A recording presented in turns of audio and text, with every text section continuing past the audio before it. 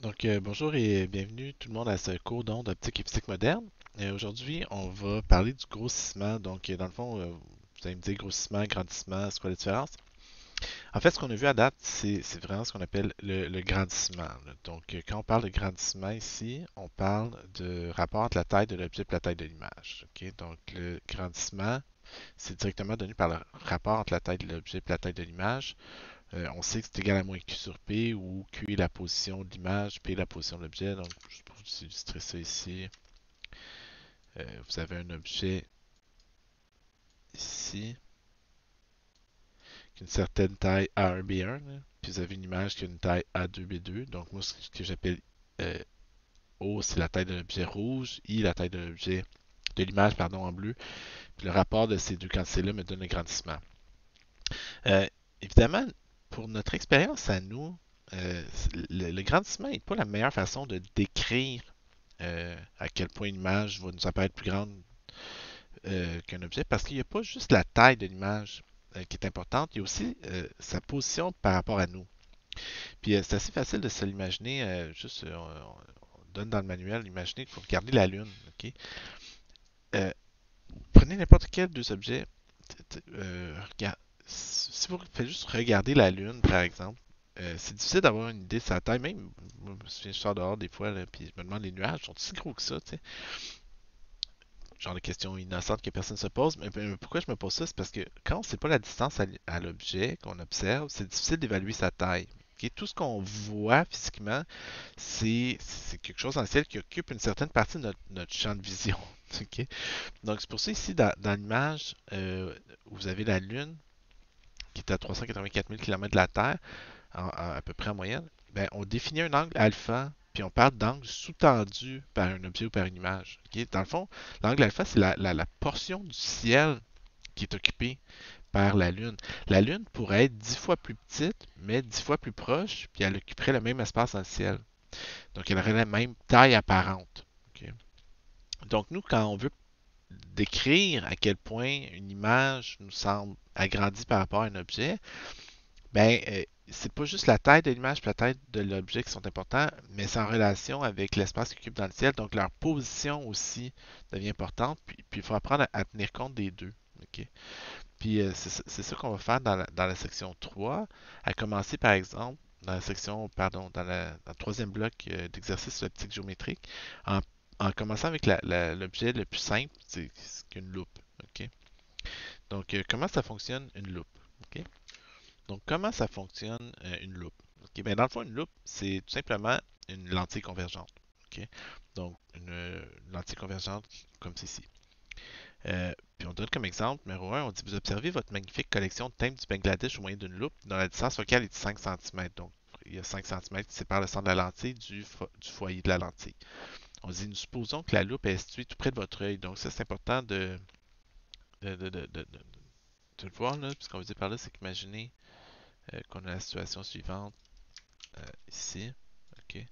Dans le fond, ce que ça veut dire, c'est que ça veut dire qu'on va venir coller notre œil ici à la loupe. OK. Donc là, je veux juste tracer en jaune pour que ça contraste. OK. Bon, pourquoi ça veut pas. Ah, excusez là. Excusez, des fois c'est un peu piqué ce truc-là. Donc, on suppose qu'on colle l'œil sur la loupe, ici, comme ça, ici. OK? Donc, on dit, supposons que la loupe est située tout près de votre œil, comme dans le cas exemple précédent, et que les timbres font 2 cm de haut. Donc, la taille de l'objet serait de 2 cm dans notre exemple. On dit pourquoi le timbre observé ne peut-il pas être situé à plus de 5 cm par rapport à la loupe? Ben, on vient de dire le 5 cm, c'est quoi? C'est la distance focale. Donc, qu'est-ce qui se passe si l'objet est plus loin que le foyer de la loupe? OK? Ben, regardez où apparaît l'image. L'image apparaît réelle, renversée, derrière la loupe. Ok? Puis je ne sais pas si quand la dernière fois que vous avez essayé d'observer des objets qui seraient situés derrière votre tête, mais moi je peux vous garantir bonne chance avec ça. Ok? Ça ne fonctionnera juste pas. Ok? Donc c'est pour ça que c'est important de venir prendre la loupe puis de l'approcher suffisamment, ok, pour que l'image apparaisse, ok, apparaisse où? Apparaisse derrière. la lentille apparaisse du même côté de la lentille que l'objet. Comme ça, si votre œil est situé du côté ici, ok, donc c'est-à-dire du,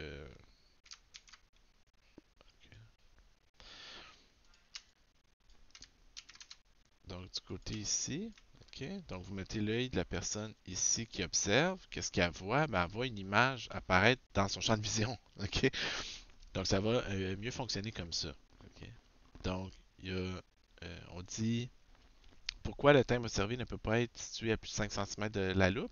En fait, c'est de façon générale, le thème ne peut jamais, l'objet qu'on veut observer ne peut jamais être plus loin que le foyer, parce que dès qu'il est plus loin que le foyer, la lentille convergente va former une image réelle renversée de l'autre côté de la lentille, alors que nous, on veut, comme dans le cas des lentilles qui corrigent la vision, on veut que les images apparaissent devant la lentille, du même côté de la lentille que l'objet. Il faut donc avoir une image virtuelle.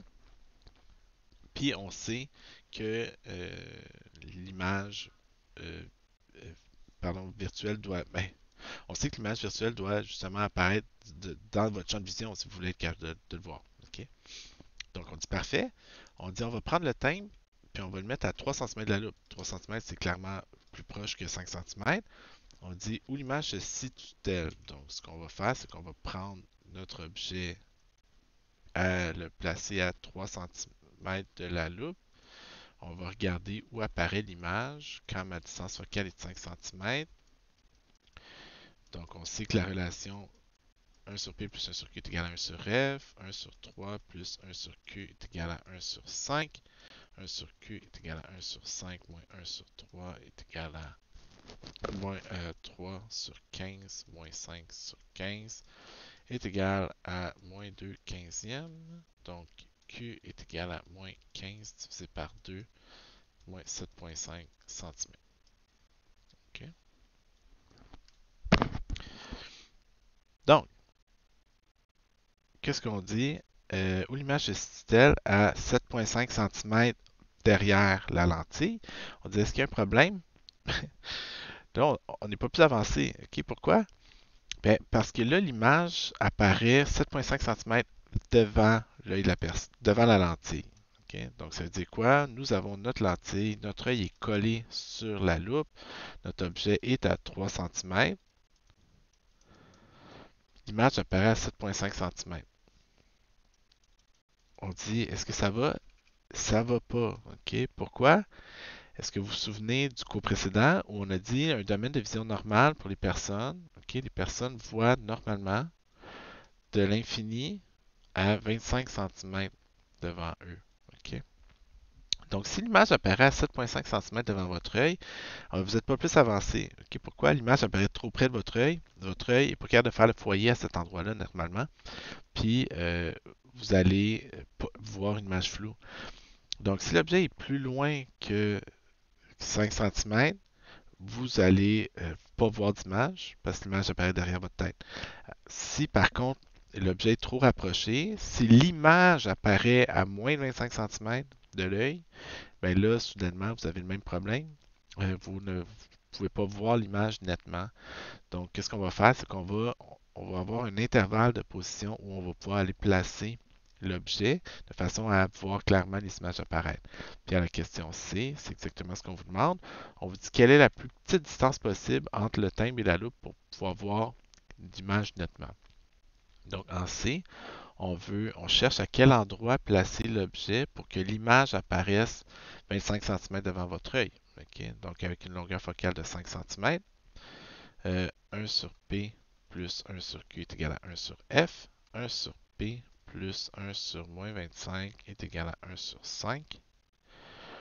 1 sur P est égal à 1 sur 5 plus 1 sur 25. Oups.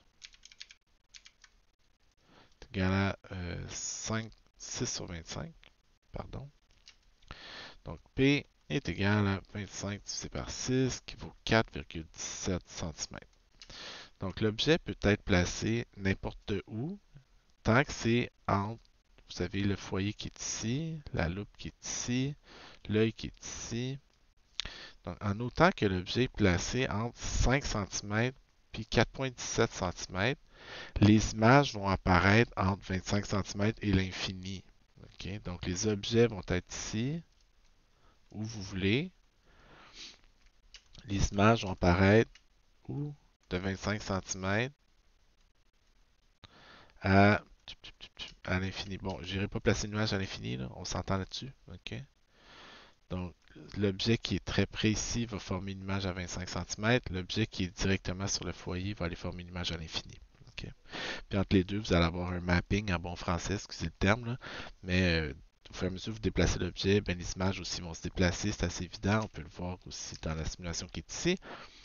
Donc, si je déplace l'objet, l'image se déplace elle aussi. OK?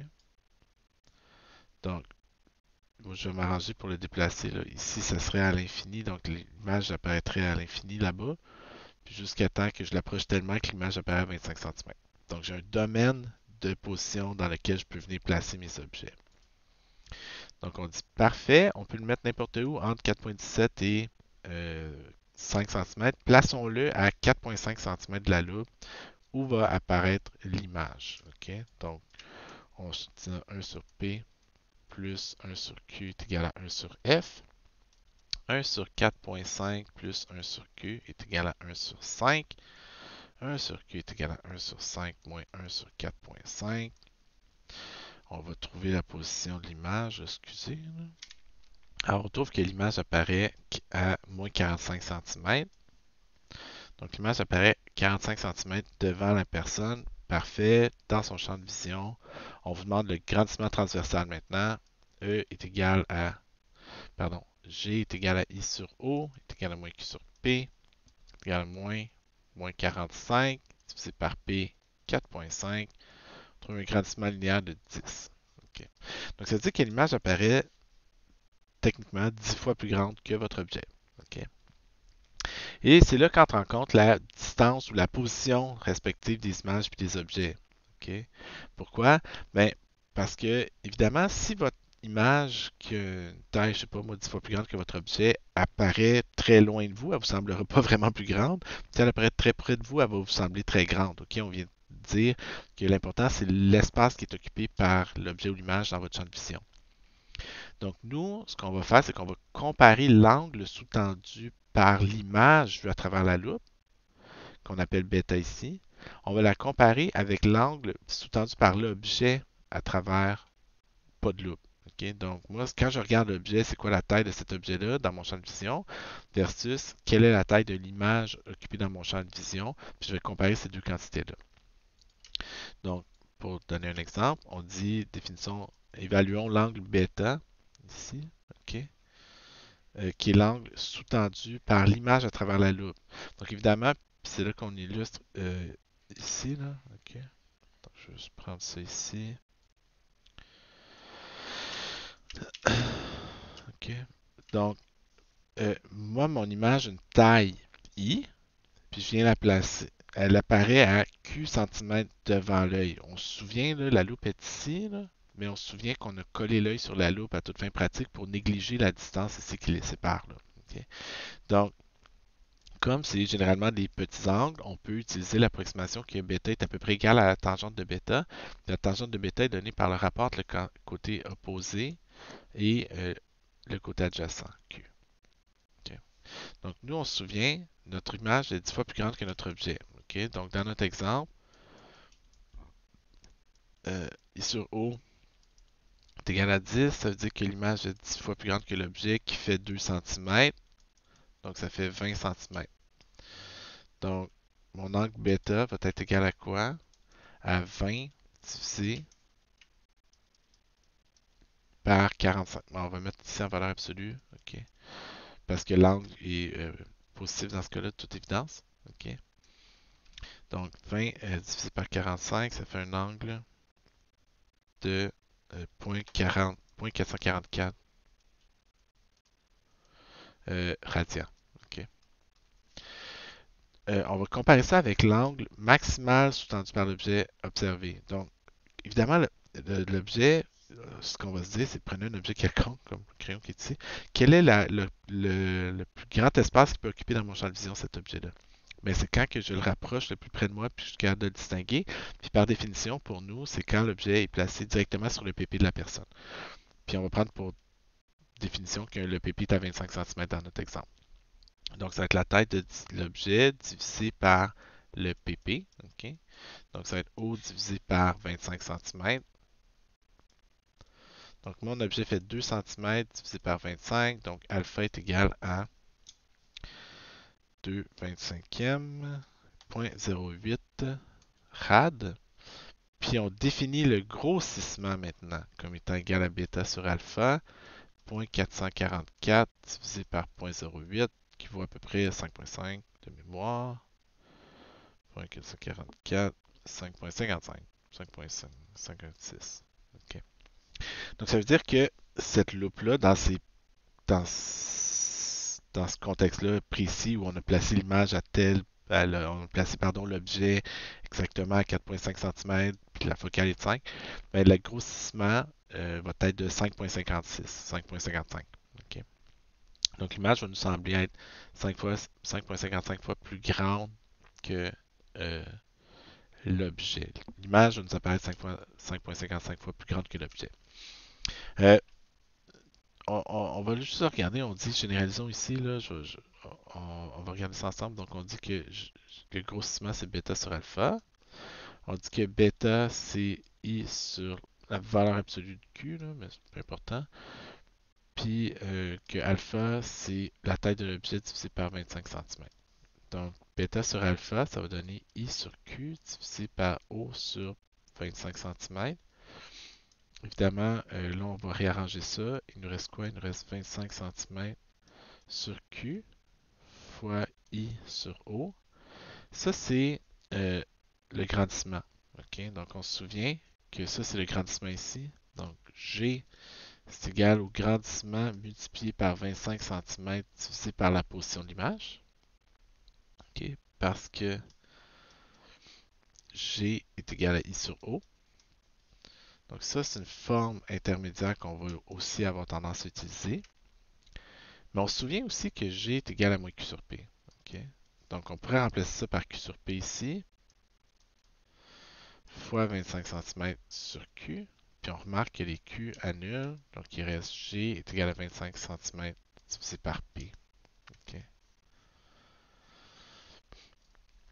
Donc, il y a plusieurs formes pour l'expression pour le grossissement qu'on peut utiliser. OK?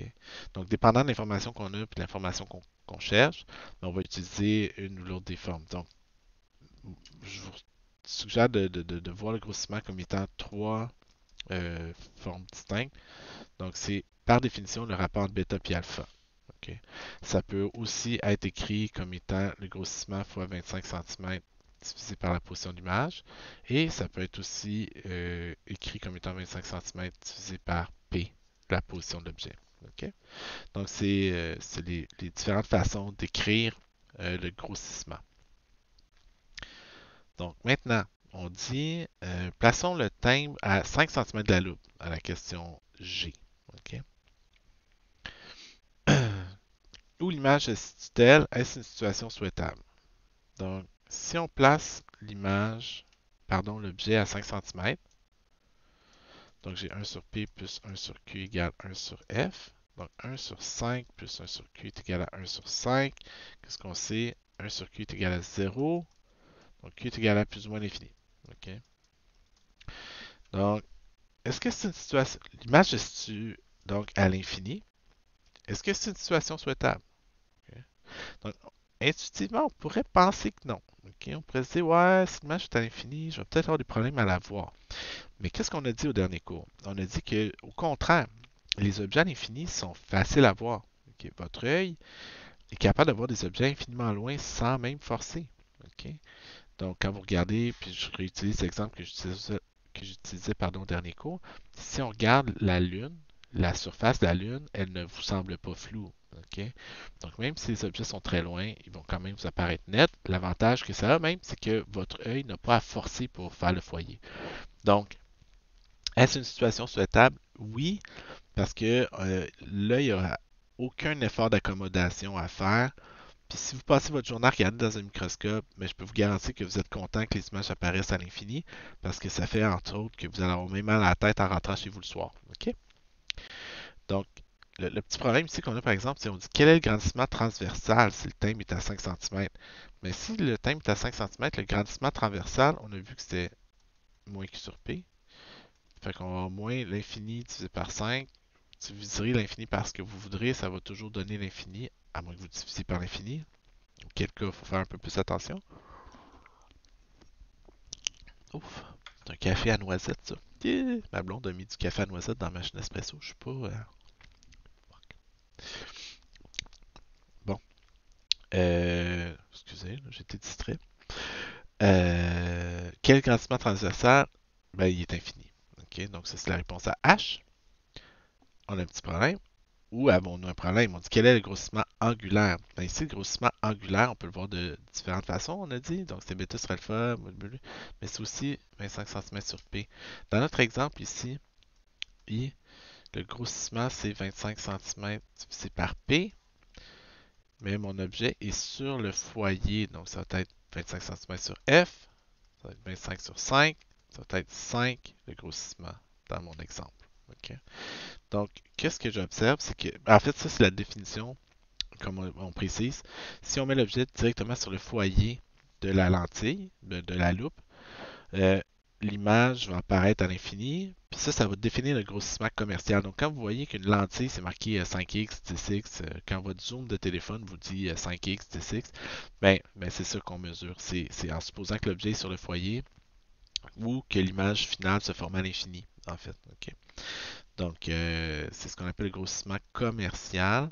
C'est 25 cm divisé par la longueur focale pour une lentille quelconque. Okay. Ben, pour une lentille convergente, évidemment, qui va jouer le rôle de loupe. Puis, ce qu'on remarque aussi dans mon exemple, c'est que le grossissement changeait. Okay? Quand l'objet était et quand l'objet est directement sur le foyer, l'image apparaît à l'infini, le grossissement est de 5. Si j'approche la lentille si j'approche l'objet à 4,5 cm, donc supposons que l'objet est directement sur le foyer, là, je ne peux pas vraiment le mettre parce que l'image apparaît à l'infini. Là, okay? Là, dans le prolongement des rayons pointillés ici, l'image apparaît là-bas. Mais si j'approche, qu'est-ce qui se passe? C'est que l'image se rapproche elle aussi. Okay? Ce que je remarque, c'est que le grossissement augmente aussi. Okay? Donc le grossissement augmente au fur et à mesure que j'approche l'objet de la lentille, jusqu'à temps que je l'approche tellement que l'image se forme plus près que le pépé de la personne, puis là, la personne ne distingue plus rien. Donc le grossissement va varier en fonction de la position, mais évidemment, tant qu'on reste dans l'intervalle de position prescrit par la loupe. Alors, continuons avec l'exemple 2. Okay. On vous dit, vous observez une petite fourmi de 2 mm dans une loupe. Donc ça, c'est la taille de l'objet, qui est 2 mm. Okay. On vous dit, l'image de la fourmi se trouve à 30 cm de la loupe. Donc l'image apparaît à moins 30 cm. Il ne faut pas oublier que c'est une image virtuelle. Puis il mesure 6 mm. Donc l'image fait 6 mm. Okay. Puis on vous demande quel est le grossissement. Donc si je retourne dans mes formules de tantôt, est-ce que je vais les réécrire ici, là, ça va être plus simple. Okay.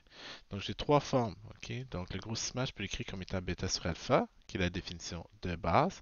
Je peux l'écrire comme étant égal à g fois 25 cm divisé par q, ou je peux l'écrire comme étant 25 cm divisé par p. Okay. Ici, qu'est-ce que je connais? Okay. Je connais I et O, donc je suis capable d'écrire G, qui est égal à 0.6 sur 0.2, qui est égal à 3. L'image est 3 fois plus grande que l'objet. Donc le grandissement est égal à 3. Puis je connais la position de l'image. Donc je suis capable d'évaluer le grossissement, qui va être 3 avec l'expression ici, fois 25 cm divisé par Q, la position de l'image, 30 cm. Donc G va être égal à 3 fois 25 divisé par 30, 75 divisé par 30, qui donne un facteur 2.5. Okay. Donc 3 fois 25 divisé par 30, 2.5. Juste pour vérifier. Okay. Puis en Q3, excusez, en B, on vous demande quel est le grossissement commercial. Euh, le grossissement commercial, on l'a dit, c'est 25 cm divisé par la longueur focale. Okay. Donc le grossissement commercial, c'est 25 cm divisé par la longueur focale. J'ai pas la longueur focale ici directement. Donc, qu'est-ce que je vais faire? Mais si je vais la déterminer, comment je peux la trouver?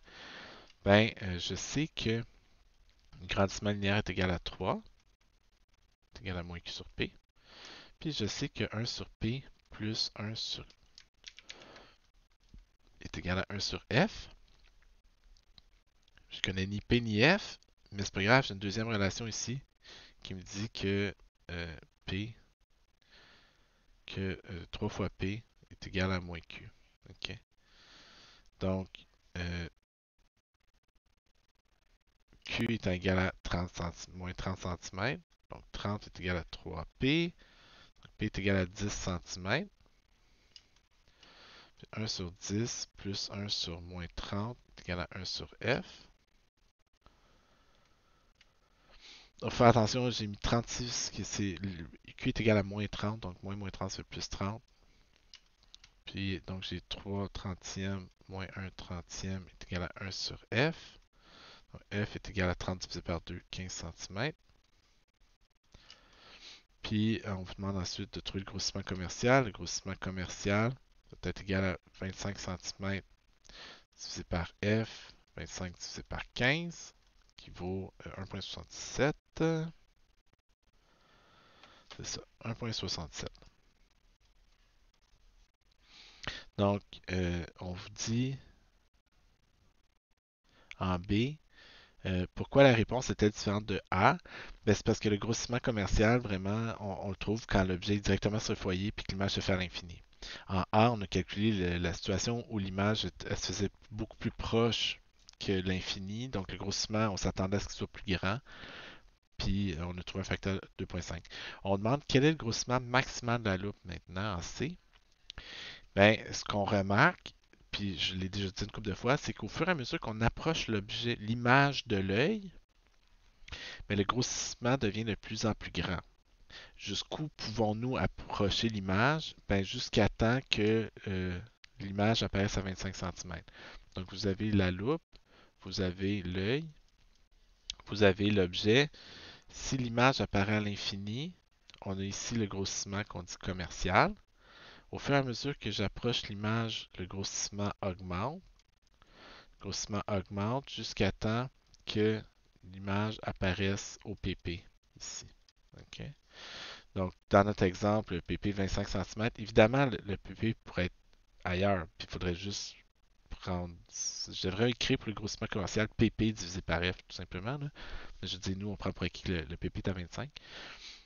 Mais au fur et à mesure que ça serait mes objets, comme je disais tantôt, ça, c'est si l'objet est directement sur le foyer, il va faire une image à l'infini. Si l'objet est à une position P qu'on va chercher à déterminer, qui est la position la plus proche, l'image va apparaître à 25 cm, puis c'est là que le grossissement va être maximal. Donc, ce qu'on a besoin de savoir, c'est quoi P ici. Okay? Donc, quelle est la position de l'objet qui va nous donner une image la plus rapprochée possible? Donc, 1 sur P plus 1 sur Q est égal à 1 sur F. Et on l'a-tu écrit, cette formule-là? 1 sur P plus 1 sur moins 25 est égal à 1 sur 15. Okay? Puis là, il me reste juste à isoler P. 1 sur P est égal à 1 quinzième plus 1 25e. Donc, P va être égal à 9,375 cm. Puis à ce moment-là, le grossissement est donné par 25 cm divisé par P, qui est une autre des formes qu'on a vues. Donc 25 divisé par 9,375. 2,67. Le grossissement maximal de ma loupe. Donc le grossissement varie de 1,67 commercial jusqu'à 2,67 en fonction d'où je viens placer l'image. Okay? On parle ensuite du microscope, donc vous allez voir un petit peu plus loin dans le manuel. On dit un microscope est constitué normalement, c'est pas la seule façon, mais c'en est une bonne. On dit un microscope est constitué de deux lentilles convergentes. Donc vous avez un objectif puis un oculaire. Donc dans le fond, je vais essayer de chercher un schéma. Donc ça c'est le schéma qu'on donne dans le manuel. Donc dans ce schéma-là, vous avez l'objet qui est ici. Okay? Donc l'objet initial est ici. Okay? L'objet est du côté de l'objectif. l'œil est du côté de l'oculaire. Ok? Donc ça va. Euh, on utilise la première lentille pour former une image réelle, renversée, agrandie de mon objet. Donc généralement, si je mets l'objet un peu plus loin que le foyer, c'est ce que je vais trouver. Ok? Donc prenons euh, un objet, plaçons-le à juste de l'autre. Bon, c'est un objet virtuel. Plaçons-le juste à l'extérieur du foyer. Qu'est-ce qu'on observe? On voit une image réelle agrandie apparaître de l'autre côté de la lentille. Ensuite, qu'est-ce qu'on va faire? C'est qu'on va venir déplacer l'oculaire pour qu'il joue le rôle de loupe. OK? Donc, là, on va prendre celui-là ici. Donc, oups, j'ai fait disparaître. OK. Donc, j'ai une première. J'ai un premier objet. Là, je vais juste pas exagérer parce que sinon ça va être un peu fou là. Ok, donc je oh, donc je viens. Regarde modifier les foyers. Voyons donc. Bon, donc je vais prendre ma première lentille. Normalement, je suis supposé être capable de modifier les foyers. Tu sais, donc, ces lentilles-là, ça va pas bien. Ouais, c'est ça. Il y a de quoi qui marche pas. Bon, en tout cas. Donc, je viens prendre l'objet. Je peux quand même le faire, là. Donc, je prends l'objet. Je produis une image. Ok, donc, oubliez la lentille qui est ici, là. Ok. Donc, je prends l'objet qui est ici. Ok. Donc, l'objet est ici. L'image apparaît ici. Cette image-là devient l'objet pour la seconde lentille. La seconde lentille, je vais venir plugger l'objet ici. Donc, c'est pour marquer. Dès que je traverse le foyer, là, c'est juste parce que mon image est beaucoup trop loin, là. OK? Mais, vous voyez l'image finale se former, là, quelque part ici, en bleu. OK? Donc, la lentille en orange ici, qui est l'oculaire, joue le rôle de loupe, qui observe l'image intermédiaire produite par l'objectif. Donc, c'est ça qu'on avait ici. Pardon. Donc, ce qu'on avait ici. Donc, objet principal, image intermédiaire, l'oculaire joue le rôle de loupe, puis il va faire une image finale agrandie ici. OK? Donc, on donne euh, les dimensions suivantes dans notre problème. On dit un microscope est formé d'un objectif et d'un oculaire. La distance entre l'objectif et l'oculaire est de 26 cm, puis l'image finale se forme à 30 cm de l'oculaire. Quelle est la position de l'objet par rapport à l'objectif? Donc ici, ce qu'on va faire, c'est que on va garder cette figure-là un petit peu dans notre champ de vision pour l'instant.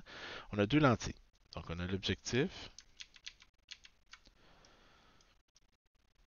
objectif et on a l'oculaire. OK? Donc pour chaque lentille, je dois établir la position de l'objet par rapport à l'objectif, la position de l'image par rapport à l'objectif, la longueur focale de l'objectif, la taille de l'objet, puis la taille de l'image, qui vont permettre de déterminer le grandissement produit par l'objectif.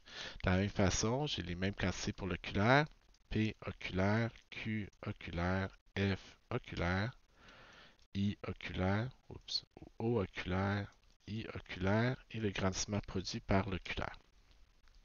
Qu'est-ce qu'on a comme information dans notre problème? On dit deux lentilles convergentes, une, euh, un objectif de focale 0,8 cm, donc focale de l'objectif 0,8 cm, un oculaire de focale 5 cm, donc 5 cm de focale pour l'oculaire.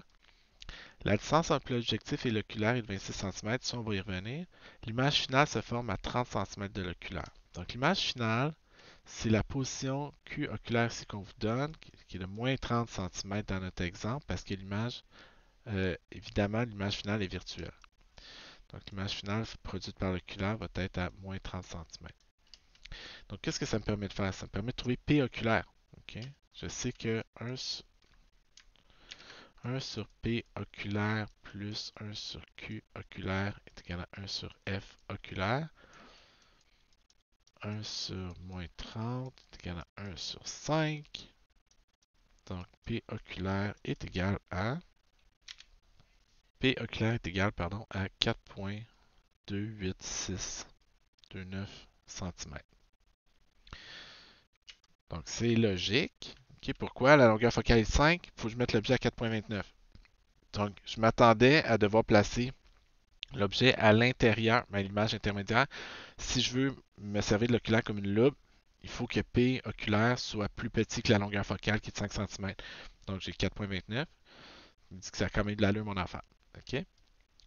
Donc, ça c'est 4,29. Ça me permet de trouver le grossissement produit par l'oculaire. OK, le grossissement produit par l'oculaire, c'est I sur O qui est égal à moins Q sur P, qui est égal à moins 30 sur 4,29. Donc, qui vaut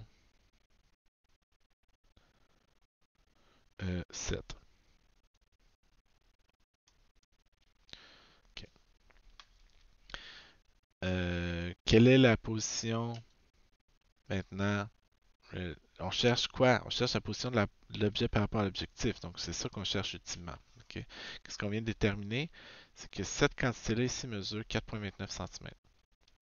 Puis ce qu'on nous donne dans la question, puis c'est l'information qu'on n'a pas encore utilisée, la distance entre l'objectif et l'oculaire est de 26 cm. Donc, cette distance-là ici est de 26 cm. Si ça fait 4,29, ça veut dire que cette distance-là ici, qui est la position de l'image par rapport à l'objectif, OK, objectif, est telle que Q objectif est égal à 26 moins 4,29 est égal à 21,71 cm. OK. Donc, c'est assez évident si on regarde le schéma ici. OK. Donc, ça, c'est 21,71. Voyons. Ah, 21,71 cm. Ici, est-ce que c'est une image réelle ou virtuelle? C'est une image réelle. Okay, on remarque dans le schéma, l'objectif produit une image réelle renversée. Donc, Q est positif, tout simplement. Okay, 21,71 cm. Je cherche P objectif. Donc, 1 sur P, je vais calculer ça ici. 1 sur P objectif plus 1 sur Q objectif est égal à 1 sur F objectif. 1 sur P plus 1 sur 21,71 est égal à 1 sur 0,8. P objectif, excusez, P objectif est égal à quoi? On va venir calculer ça. J'arrive à 0,83 cm. Est-ce que c'est logique? Oui. OK, pourquoi? Ben, parce qu'on on l'a dit, si on veut que ça joue le rôle d'une loupe, il faut que l'objet P objectif soit à l'extérieur du foyer. Okay. Donc on se souvient, on veut avoir un objet à l'extérieur du foyer qui fait une image intermédiaire réelle renversée, ensuite un oculaire qui vient jouer le rôle de loupe. Okay. Donc quel est le grossissement produit par l'objectif? Moins Q sur P. Donc ça va être 21 divisé par 0,83. Le grossissement produit par l'objectif va être de 26,14. Okay. Donc ça, c'est les grossissements, pardon, les grandissements linéaires individuels de l'objectif puis de l'oculaire. Donc en B, on vous demande quel est le grandissement linéaire, dans le fond, total. Mais le grandissement linéaire, c'est le produit des grandissements individuels. On se souvient de ça, on a vu ça plus tôt dans le dernier cours. Donc ça va être 26,14 multiplié par 7, 193 environ. Okay. Donc, un microscope, ça agrandit et pas rien qu'à peu près. Quel est le grossissement angulaire maintenant? Okay. Bien là, c'est différent. Pourquoi? On va partir de la définition pour le grossissement angulaire qui est bêta sur alpha. Okay. On se souvient que bêta, c'est l'angle sous-tendu par l'image. Donc, vous avez une image qui apparaît à une distance Q, puis cette image-là a une taille I. Okay. Donc, ça, c'est mon angle bêta. Mon angle alpha, lui, c'est quand j'ai un objet qui est placé au PP à 25 cm. Okay. Un objet de taille O qui est à 25 cm. Donc, le grossissement qui va être égal à bêta sur alpha va être égal à I sur Q, la position de l'image finale. Donc, I sur Q oculaire divisé par alpha qui est égal à O sur 25 cm. Donc, I sur O fois 25 sur Q oculaire. Ça, c'est le grandissement. Donc, on prend la forme intermédiaire si vous préférez. C'est juste un petit rappel. Okay, mais c'est pour bien voir que c'est la position de l'image produite par l'oculaire ici qu'on doit mettre. C'est l'image finale. Le grossissement est de 193 fois 25 cm divisé par la position de l'image finale. L'image finale est à 30 cm. OK. En fait, ici, il faut faire attention à un signe près là, parce que l'image va être inversée. Donc 193 fois 25 divisé par 30 donne 160,8 à peu près. OK. Donc ça, c'est le grossissement produit, le grossissement angulaire produit. On dit quel est le grossissement commercial du microscope maintenant. OK. Donc ça, je vais juste réinstaller mes affaires. On va voir ça dans 2 secondes. Donc maintenant, ce qui reste à trouver, c'est le grossissement commercial. OK. Celui-là est un petit peu plus... voyons. Oups. Et où mon curseur? Si j'aime ça, je cherche ma souris, moi. Donc, reste à trouver le grossissement commercial. Ici, il faut se souvenir, quand on veut avoir le grossissement commercial, on va mettre l'objet à un certain endroit pour que l'image intermédiaire apparaisse directement sur le foyer de l'oculaire ici. OK? À ce moment-là, l'image finale va se former à l'infini. Donc, qu'est-ce qu'on a comme renseignement qu'on connaît déjà? On sait que P oculaire est égal à la longueur focale de l'oculaire. OK? Il faut absolument qu'on ait ça. Donc, si on veut le grossissement commercial, il faut que l'image finale se forme à l'infini. Puis pour ça, il faut que que l'image soit sur le foyer de l'objectif. Okay. L'image intermédiaire soit sur le foyer de l'objectif.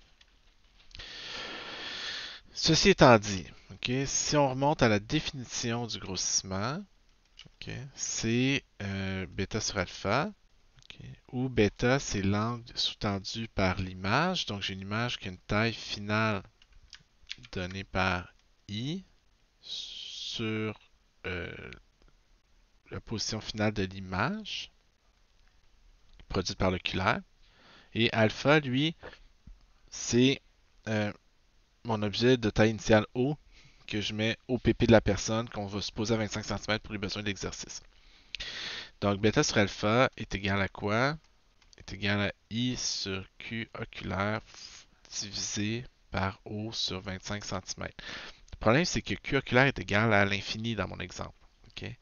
Donc, on va juste réarranger ça un petit peu. Ça va être I sur O fois 25 divisé par Q oculaire. I sur O, c'est égal à quoi? I sur O, c'est égal au grandissement, qui est le produit des grandissements combinés des deux lentilles. Donc, qui est égal à Q oculaire, à un signe près, là, moins Q oculaire sur P oculaire, moins Q objectif sur P objectif. Donc, je peux remplacer le grossissement par Q oculaire sur P oculaire fois Q objectif sur P objectif fois 25 sur Q oculaire. Ça disparaît. Okay? Puis je sais que P oculaire doit être égal à F oculaire. Donc le grossissement est égal à 25 sur F oculaire multiplié par Q objectif sur P objectif. Donc là, il me reste un morceau là à regarder ici. Là. Okay? Donc Q objectif sur P objectif, c'est égal à quoi ça? Okay? Bon, remontons à notre schéma qui est ici. Okay? Donc si l'image intermédiaire doit tomber exactement sur le foyer de l'oculaire, ben, ce que je peux déduire si je regarde les figures en haut, c'est que Q objectif à ce moment-là doit être égal à quoi? Okay? Il doit être égal à F objectif, ici la longueur focale, plus la distance L qui sépare les foyers. Okay? Donc c'est F objectif plus L, la distance qui sépare les foyers. Okay? Donc, il y a deux choses. Okay? Donc Q objectif, on vient de le voir, c'est égal à f objectif plus L. Et je sais aussi que 1 sur P objectif plus 1 sur Q objectif est égal à 1 sur F objectif. Donc 1 sur P objectif est égal à quoi? Je vais envoyer 1 sur Q objectif de l'autre côté, 1 sur F moins 1 sur Q. Mettre ça sur un dénominateur commun qui va être QF. Donc je vais multiplier Q objectif moins F sur Q objectif fois F objectif. Okay. Ce que je veux, moi, c'est Q objectif sur P objectif. Donc, multiplions par Q objectif des deux côtés. Ce qui reste, celui-là et celui-là disparaissent. Donc, j'ai Q objectif sur P objectif est égal à quoi? Q objectif moins F sur F. Mais Q objectif est égal à F objectif plus L. F objectif plus L moins F objectif sur F objectif. Ça puis ça disparaît. Donc Q objectif sur P objectif est égal à L sur F objectif. Puis je vais venir switcher ça. Je suis rendu loin, hein? Donc dans mon équation pour le grossissement commercial, 25 cm sur F oculaire fois L sur F objectif, qui est la formule pour le grossissement commercial d'un microscope. OK, donné dans le manuel. Donc, le grossissement commercial est donné par 25 cm multiplié par L divisé par F objectif fois F oculaire. OK? Donc, ça, c'est la formule pour le grossissement commercial d'un microscope. Et même si la démarche est relativement simple, là, vous aurez vu, j'ai fait assez rapidement, là. OK? Je ne demanderai pas de la reproduire à l'examen non plus. OK? Pardon. Donc, ça, c'est le grossissement commercial. Dans notre exemple, L, il faut juste faire attention. Nous, on disait qu'il y avait 26 cm. Dans cet exemple-là, on dit qu'il y avait 26 cm qui séparaient. Donc, nous, dans notre exemple, il y avait 26 cm qui séparaient les deux lentilles. Mais nous, la distance L, c'est ça. Ça, c'était un objectif qui avait une longueur focale de 0.8, puis un oculaire qui avait une longueur focale de 5. OK. Donc, L va être égal à 26 moins 5 moins 0.8, donc à 20,2 cm. OK. Ça fait 20,2 ici. Ouais, OK. Donc, le grossissement commercial dans notre exemple va être égal à 25 multiplié par 20,2 divisé par 0.8 divisé par 5. OK. Donc, le grossissement commercial, 25 fois 20,2 divisé par 0.8 fois 5, 126,25. Le grossissement commercial de mon microscope dans mon exemple. OK. OK. Exemple suivant. On vous dit, vous devez construire un microscope au moyen de deux lentilles convergentes de 25 mm de focale, puis on place l'objet à 27 mm de l'objectif. Quelle doit être la distance entre les deux lentilles pour que l'image finale se forme à l'infini? Quel va être le grossissement du microscope? Puis en C, puis en D. OK. Donc, bien sûr, en fait, même le rendu là, vous devriez être bon pour le faire vous-même. On va reprendre cette image-là. Donc, on dit les deux ont des longueurs focales de 25 mm, donc 2,5 cm.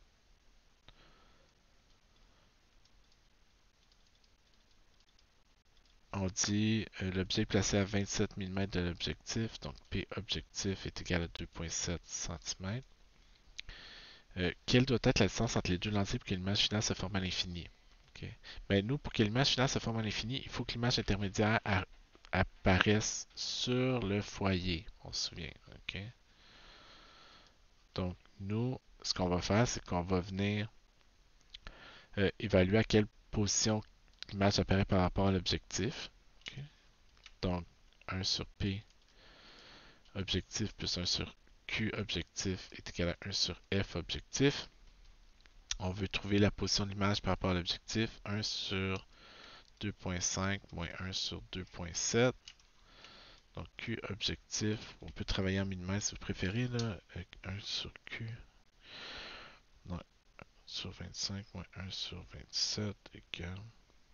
Donc moi j'ai 337.5 mm, donc 33.75 cm. OK. Donc si on veut que l'image finale se forme à l'infini, ce qu'on va faire, c'est qu'on sait que si l'objet est à 27 mm, l'image va apparaître à 337,5 mm. Okay. Si on veut que l'image finale se forme à l'infini, ben on va rapprocher l'oculage jusqu'à temps que le foyer coïncide avec ça. Donc on va mettre 25 mm ici. Puis ça va me donner l'espace qui sépare les lentilles, qui va être de 337,5 plus 25 de 362,5 mm, okay, entre les lentilles. Puis à ce moment-là, l'image finale va se former à l'infini. Quel sera le grossissement du microscope dans ces conditions-là? Le grossissement du microscope, si l'image se forme à l'infini, c'est le grossissement commercial. Donc le grossissement commercial est donné par 25 cm fois L divisé par le produit des longueurs focales. Il ne faut pas perdre de vue que L, c'est la distance qui sépare les foyers. Okay? Donc ça va être le 362 moins 25 moins 25. Okay, là, donc c'est 312,5 mm. Donc ici, ça va être 25 cm fois 31,25 divisé par 2,5 fois 2,5. J'ai tout mis en centimètres ici pour m'éviter des problèmes. Je peux ensuite évaluer le grossissement commercial qui va être 225. Okay.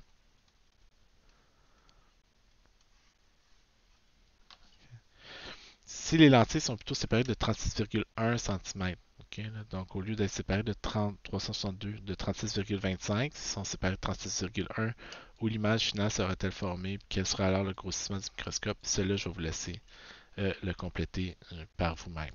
Okay? Donc, ça résume ce que je voulais vous présenter sur le microscope. Euh, mais juste avant qu'on se quitte, pardon, je vais vous montrer aussi deux, trois autres trucs. C'est pas la seule façon d'avoir par exemple, un microscope. Ok, donc on pourrait faire un microscope. euh, donc l'important c'est qu'on fait une première image. Donc, comme ceci, là, c'est sûr, ça va être bon.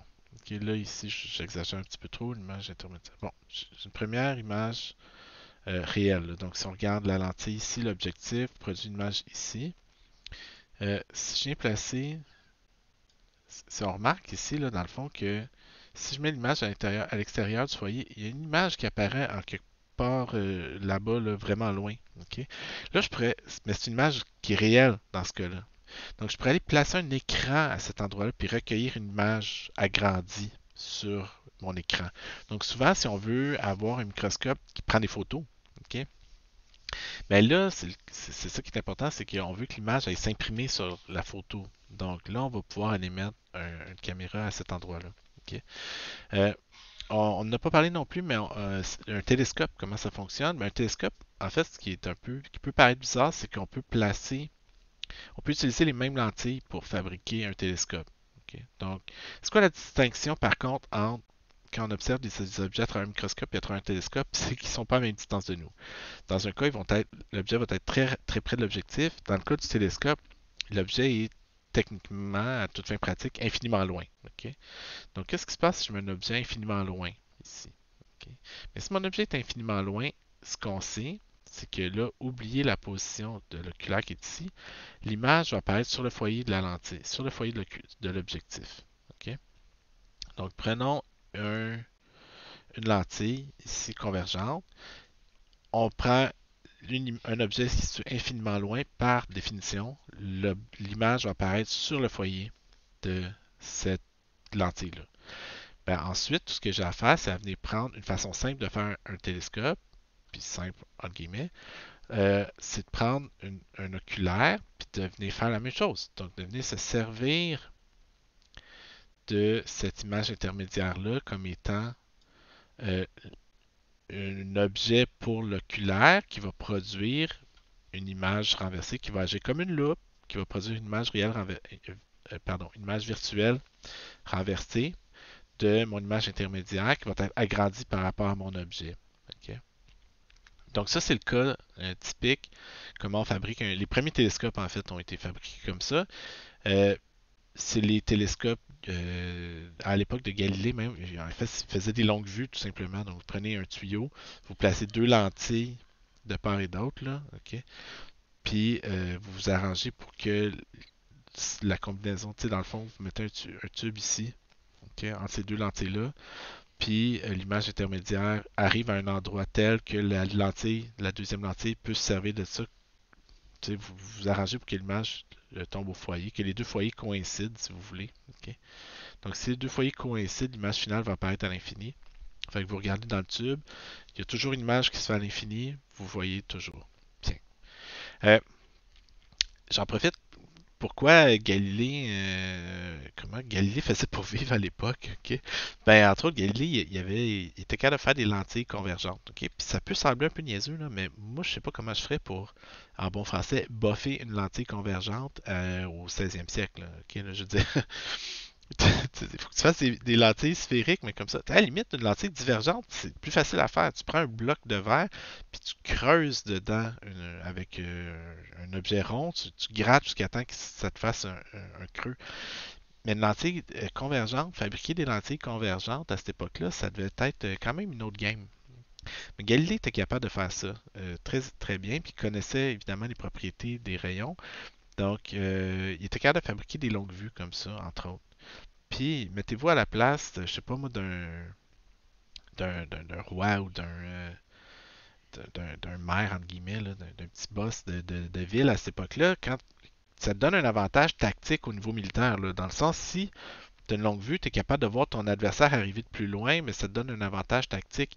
Donc, des gens qui étaient capables de fabriquer ça, ils étaient très bien protégés par le pouvoir en place parce que ça leur conférait un avantage tactique militaire d'avoir des objets comme ça. Évidemment, Galilée, ce qu'il faisait, c'est qu'il vendait une partie de ce qu'il produisait. Il était capable de bien vivre avec ça. Puis le reste du temps, ben, il s'amusait à faire de la recherche scientifique, entre autres, pointer son télescope vers Jupiter, puis vers les planètes du système solaire, puis ainsi de suite. Découvrir les satellites qu'on appelle galiléens autour de Jupiter, les quatre plus grosses lunes de Jupiter, là, Saturne, Io, Callisto, Ganymède. Euh, c'est lui qui. Saturne, ouais, excusez. Io, Callisto, Ganymède et la quatrième qui m'échappe parce qu'évidemment j'ai pas de très bonne mémoire puis je n'étais pas concentré là-dessus. Mais donc c'est comme ça qu'il a fait entre autres ses découvertes majeures. Ok. Euh, L'autre chose aussi que je voudrais mentionner, c'est que si vous remarquez ici, l'image est renversée. Ok. Donc, c'est pour ça que des fois dans les films, moi, là, mes gars très bien sur Pirates des Caraïbes, là, les films de pirates, les pirates, ils ont des longues vues comme ça, ok? Ouais, pas juste les pirates, là, mais je dis c'est juste parce que c'est l'exemple qui me vient spontanément à l'esprit. Quand les films sont bien faits, puis que vous voyez ce que le pirate voit, et les images sont renversées, mais c'est pas pour rien, c'est parce que ces longues vues-là renversent les images. Ok? L'image réelle, l'image finale est renversée par rapport à l'objet. Donc, vous regardez au loin, toutes les images sont renversées. Est-ce que c'est la seule façon de faire? Non, c'est pas la seule façon de faire. Ok? Pourquoi vous pouvez, si vous modifiez de façon appropriée euh, vos lentilles, vous pouvez faire une. Regardez ici, là. Ok? Au lieu de prendre une lentille convergente, j'ai pris une lentille divergente. Puis je l'ai rapproché. Donc, tantôt, mon télescope fonctionnait parce que je prenais deux lentilles convergentes, puis je venais les éloigner assez l'une des autres. Maintenant, si je prends une lentille divergente, je peux produire une image finale ici qui est droite. Ok. Là, c'est un petit peu plus compliqué par contre, ok? Parce que dans le fond, si vous vous souvenez, là, l'image intermédiaire agit comme un objet virtuel pour la lentille divergente. Ok?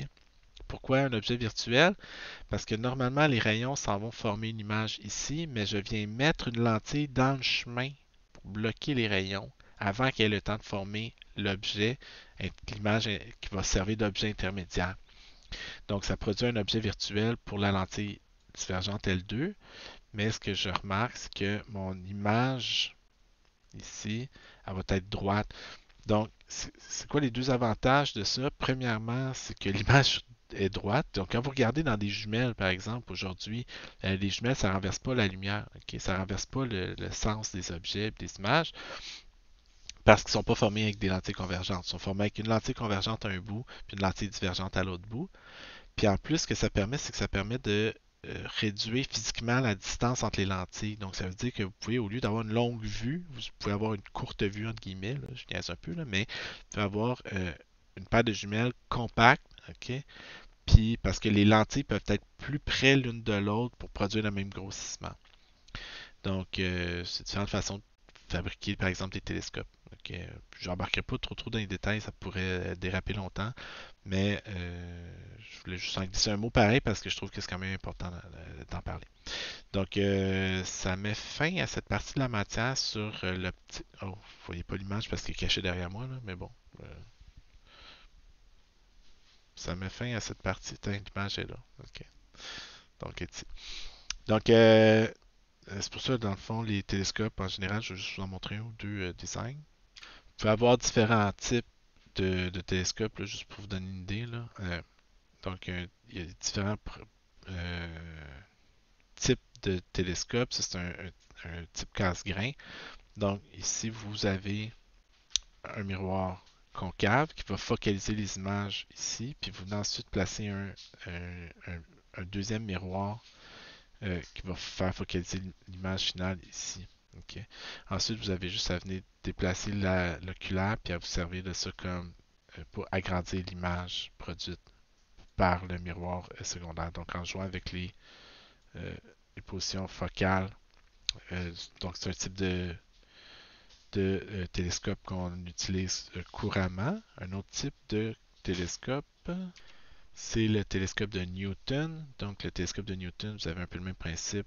Vous avez un premier miroir primaire qui va réfléchir la lumière.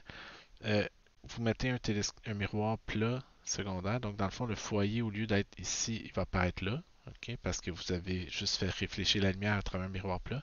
Puis vous allez vous servir d'un oculaire ensuite, le même principe, pour produire une image, OK, en visée, là, ici. Évidemment, si vous reculez davantage l'objet, l'image va apparaître derrière vous. Puis là, à ce moment-là, vous pouvez l'utiliser comme on dit en projection. Donc, venez mettre un appareil, un détecteur ici, qui va recueillir l'image produite par le télescope, prendre des photos essentiellement. Ok. Donc, si vous l'utilisez en visée, vous pouvez mettre votre œil puis voir l'image apparaître. Un des avantages de ça, c'est que le miroir ici est plus petit, il obstrue une moins grande proportion du champ de vision nécessairement. Donc, mais bref, il y a différents types de télescopes. Euh, c'est un peu ça. Donc, ça met fin à la partie sur le grossissement.